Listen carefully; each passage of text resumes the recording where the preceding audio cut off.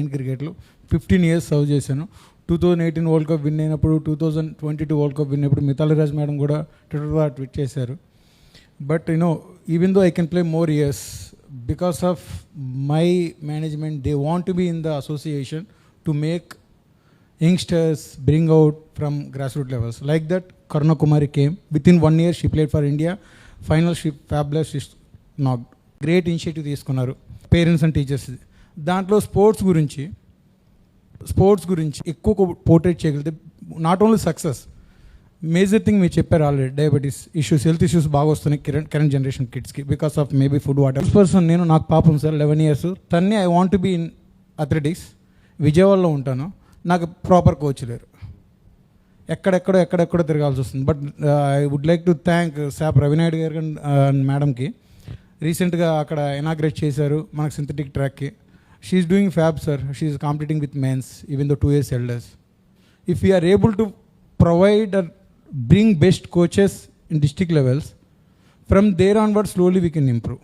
So how do you bring best coaches? That different on fields. If cricket I can refer, or madam can refer from athletics, madam can bring from cricket. Like that we can, anyway you said 90 days program we can build and all, like that you said. Every field one expert is there, maybe the coaches, the seniors, etc. We can just let them come and let them take at least our coaches workshops. We should give some marks to current coaches also. Anyway this మన job క్యాలెండర్లో sports పర్సన్స్కి మనం job ఇచ్చాము, వాళ్ళకి కొంచెం మనం responsibility ఇచ్చి, anyway because they like the sports, because of that they life settle government. దానివల్ల వాళ్ళు కొంచెం ఎఫర్ట్స్ పెట్టమంటే డెఫినెట్లీ ప్రాణం పెట్టేస్తారు సార్. సో ఇప్పుడు డిఎస్సి ద్వారా ఎవరైతే ఉపాధ్యాయులుగా వచ్చారో, టీచర్స్గా వచ్చారో, even we can do a round of training based on which ever field they have come from. అది కొంచెం మనం కనుక ఫోకస్ చేయగలిగితే. Thank you sir, thank you so much. Hello sir, good morning రోజు సార్. నేను పారా అథ్లీట్ది చెప్తాను. పారా అథ్లీట్స్ ఎలా అంటే సార్, లాస్ట్ ఇయర్ పారా అసోసియేషన్ వాళ్ళు ఏం చేశారంటే, పారా వాళ్ళు ఎక్కడైనా ఉంటే, అంటే వాళ్ళు డిసేబుల్ ఉంటే హ్యాండ్స్ నుంచి బ్లైండ్స్ నుంచి, వీళ్ళు టెన్షన్ చేయకూడదు. పారా గేమ్స్ అనేది, పారా అథ్లీట్స్ అనేది ఏమి అని అన్ని డిస్టిక్ వెళ్ళి వాళ్ళకి అడ్వర్టైజ్మెంట్ చేశారు. ఇలా పారా ఉంటుంది, పారా స్పోర్ట్ చేస్తే మా గవర్నమెంట్ ఇలా జాబ్ ఇస్తుంది, మీరు అలాంటి లోకల్గా ఉండకూడదు అని వారికి అర్థం చేశారు. ఓకే, అక్కడి నుంచి ఒక గ్రాస్ లెవెల్ వచ్చిన తర్వాత కొంచెం కోచెస్ ఇబ్బంది ఉండి పారా వాళ్ళని ఎలా ట్రైన్ చేయాలి అవన్నీ తెలియదు. ఓకే, అక్కడి నుంచి కొంచెం మైనస్ ఉన్నాం.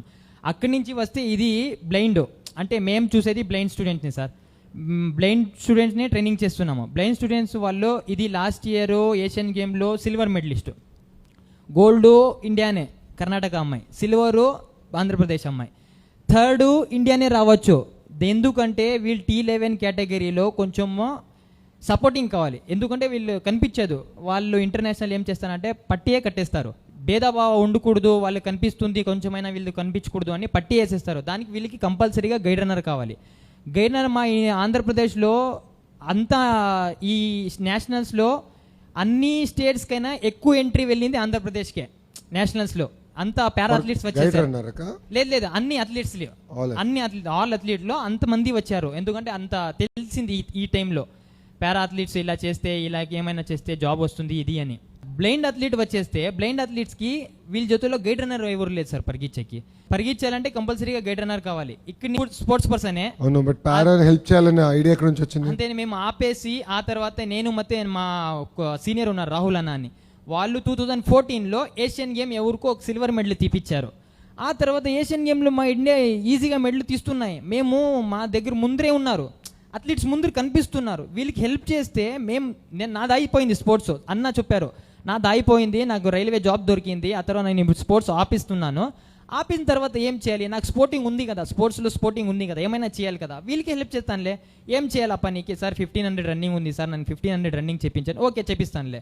డైలీగా వెళ్ళేది, ప్రాక్టీస్ చేసేది, డ్యూటీ చేసుకొని మళ్ళీ ప్రాక్టీస్ చేసేది, అలా స్టార్ట్ చేశారు. ఆ తర్వాత నేను ఆపేశాను.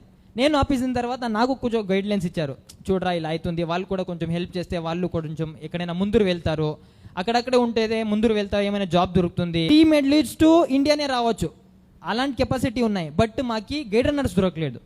ఎందుకంటే ఇలాంటిది అమ్మాయిలు దానికి గైడ్ రన్నర్స్ కో ఫ్రేమ్ వర్క్ ఉండాలి మీ ఎస్ సార్. ఇప్పుడు లాస్ట్ ఇయర్ బ్రాంజ్ అయింది, బ్రాంజ్ వేరే కంట్రీ అయింది. ఇప్పుడు బ్రాంజ్ అమ్మాయికు మేము తీసుకొని వచ్చేసాం, ఆంధ్ర అమ్మాయి అది కూడా.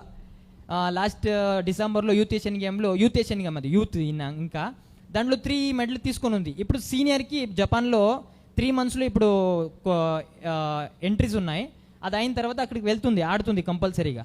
దానికి గైడ్ రన్నర్ లేదు, ఫైండ్ అవుట్ చేయాలి. అంతే అథ్లీట్స్ ఉన్నారు. క్లియర్ అమ్మా. సో ఆ ఫ్రేమ్ వర్క్ ఎట్లా క్రియేట్ చేయాలో will come back. Yes sir, I take your yes sir, thank you so much sir.